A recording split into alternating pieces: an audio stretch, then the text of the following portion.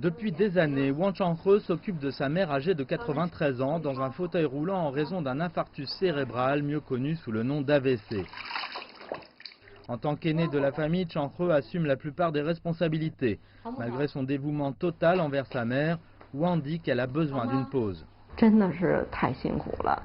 C'est très difficile, surtout depuis qu'elle a perdu sa mobilité après son AVC. Je devais la déplacer dans la maison sans aucune aide. Je devais aussi l'aider avec la rééducation. C'était très difficile et stressant. Cependant, elle a reçu une bouée de sauvetage en avril. Dans le cadre d'un programme pilote gouvernemental appelé Respite Care, une infirmière se rend chez elle un jour par semaine, laissant à Changhe un temps précieux. L'infirmière fournit des services de cuisine, de nettoyage, de massage et autres, tous financés par le gouvernement. Cela m'aide vraiment en me donnant une courte pause chaque semaine, afin que je puisse traiter d'autres questions urgentes, comme aller à la pharmacie et au supermarché.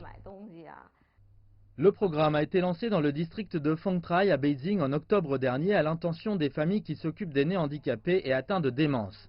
Ils peuvent obtenir un service gratuit de soins infirmiers 4 fois par mois. Jusqu'à présent, 614 ménages de ce district bénéficient des avantages. Le gouvernement local est satisfait du succès du programme et cherche maintenant à le faire progresser. Notre prochaine étape consiste à soutenir les forces du marché dans le secteur des soins aux personnes âgées par le biais de subventions et de politiques. Nous allons inclure les soins de relève dans notre système complet de services de soins aux personnes âgées. Au fur et à mesure que la Chine vieillit, le gouvernement tente intensément d'alléger ce fardeau. En fait, les programmes de relève ne sont pas nouveaux. De nombreux pays les utilisent pour aider les personnes handicapées et d'autres groupes spéciaux. La Chine teste actuellement le programme pilote à Beijing, à Guangzhou et dans d'autres villes. Les responsables locaux ont déclaré que ce système devrait être déployé à l'échelle nationale.